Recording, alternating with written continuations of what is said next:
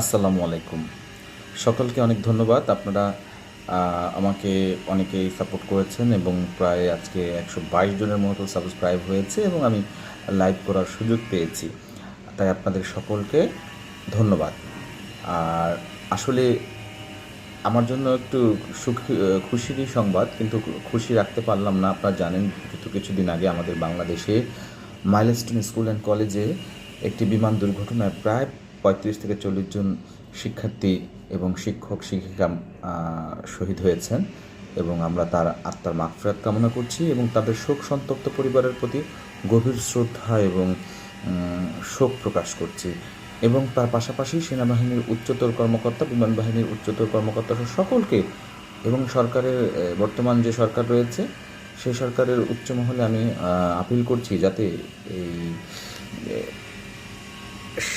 বিমানবন্দর এলাকার মধ্যে এই যে স্কুল কলেজগুলো রয়েছে সেই স্কুল কলেজগুলোর যে উচ্চতা, তারা যেভাবে বিভিন্ন স্থাপনা তৈরি করছে, এর আগেও এই ব্যাপারে সরকারগুলো উদ্যোগ গ্রহণ যদি করতো তাহলে হয়তো বা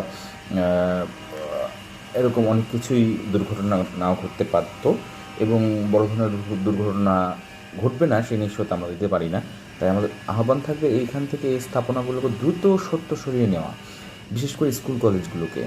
এবং সেনাবাহিনী এবং বিমান বাহিনীদের বলবো, আপনারা যারা প্রশিক্ষণার্থীদেরকে প্রশিক্ষণ দিয়ে থাকেন সেই বিমানগুলোর প্রদক্ষিণ করার জন্য, আকাশে ওড়ার জন্য অবশ্যই ঢাকা শহরকে বেছে নেওয়া উচিত হবে না।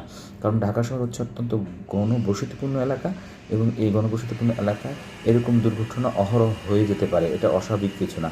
তো আপনাদেরকে অনুরোধ করবো, আপনারা অতি সত্বর আপনাদের প্রশিক্ষণ বিমানগুলোকে দিয়ে যে সকল প্রশিক্ষণার্থীদেরকে প্রশিক্ষণ দিয়ে থাকেন তাদেরকে ঢাকার বাইরে বড় ধরনের খোলা জায়গা এবং অথবা সমুদ্র, আমাদের বঙ্গোপসাগর বা কক্সবাজারের সমুদ্র সৈকতে এরকম জায়গায় আপনারা প্রশিক্ষণ দিবেন বলে আশা রাখি। তো আপনি এই মাইলস্টোন স্কুল অ্যান্ড কলেজে শিক্ষার্থীদের পরিবারের প্রতি গভীর সমবেদনা জানাচ্ছি। আল্লাহ তাআলা তাদের প্রত্যেককে যেন জান্নাতের পাখি হিসেবে গ্রহণ করে নেন। সবাই ভালো থাকবেন, সুস্থ থাকবেন। আসসালামু আলাইকুম।